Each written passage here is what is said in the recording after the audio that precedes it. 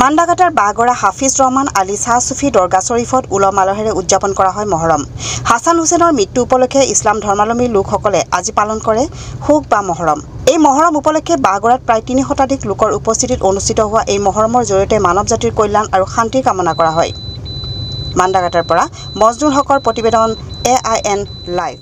এই জুপুৰীৰ ওচৰত মানুহবোৰ কিছুমান আছিল মুছলমান আৰু কিছুমান আছিল হিন্দু মুছলমান উভয়ে নিজৰ ধৰ্ম কথা সুধিলে তেখেতে এনে সুন্দৰকৈ বুজাই দিয়ে যে প্ৰত্যেকেই নিজৰ ধৰ্মগুৰু বুলিহে ভাবিছিল। আচাৰ্যৰ কথা এই যে পৃথিৱীৰ প্ৰচলিত ধৰ্মপুথিবোৰ পঢ়িবৰ কাৰণে আৰু ধৰ্মগুৰুসকলৰ লগত কথা পাতিবৰ সুবিধাৰ কাৰণে তেখেতে 12টা ভাষা পঢ়ি পৰীক্ষা দি প্ৰত্যেকটো MA পাছ কৰিছিল। ইয়াত আমাৰ হাফিজ ৰহমান আলীৰ মাজাৰত আমি হৰ বছৰ আমি মহৰম পালি থাকোঁ আৰু ইয়াত সমাগম মানুহ প্ৰায় 300-400 মানুহ হ'ব আৰু ইয়াত অকল তাৰমানে ক্ষীৰ আৰু নিৰামিষ আমাৰ যিটো খিচাৰি বুলি কয় সেইটোহে তাৰমানে ইয়াত ব্যৱস্থা কৰা হৈছে। আৰু হুছেইন আলী ইছলামক হত্যা কৰিলে এজিতে তেওঁলোকে এজিতৰ ভয়ত মানে অনাই বনাই তাৰমানে দৌৰি ফুৰিব লগা হৈছিল সিহঁতে।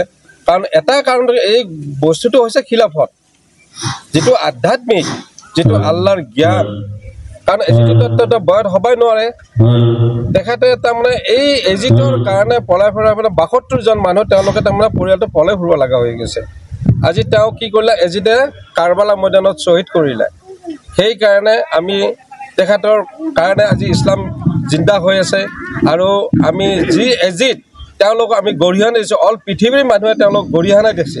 এইটোৰ কাৰণে আমি প্ৰত্যেক বছৰে তেখেতৰ কাৰণে আমি মহৰম ইয়াত তাৰমানে সমাগম কৰোঁ। ইয়াত পবিত্ৰ মহৰম মাহৰ 10 তাৰিখ, এই 10 তাৰিখটো আমি অতি দুখেৰে পালন কৰোঁ, কিয়নো আমাৰ হজৰত ইমাম হুছেইন আলাইহিছ ছালাম আজি দিনটোতেই সত্য প্ৰতিষ্ঠাৰ কাৰণে, আমাৰ ইছলাম প্ৰতিষ্ঠাৰ কাৰণে চিৰাতুল মুস্তাকিম যাক কয় কোন বাটটি ৰক্ষাৰ কাৰণে তেখেতে নিজক আত্মবলিদান দি যি আমাৰ পৃথিৱীত স্থানিকা দি থৈ গ'ল তাক আমি ৰোমন্থন কৰাৰ কাৰণে আজি এই দিনটো উলহ মালহেৰে আমি পালন কৰোঁ।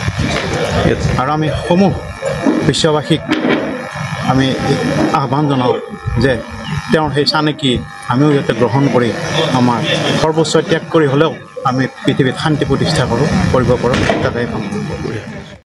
যিকোনো খবৰ আৰু বিজ্ঞাপনৰ বাবে যোগাযোগ কৰক 7896121996 লগতে 7002537271।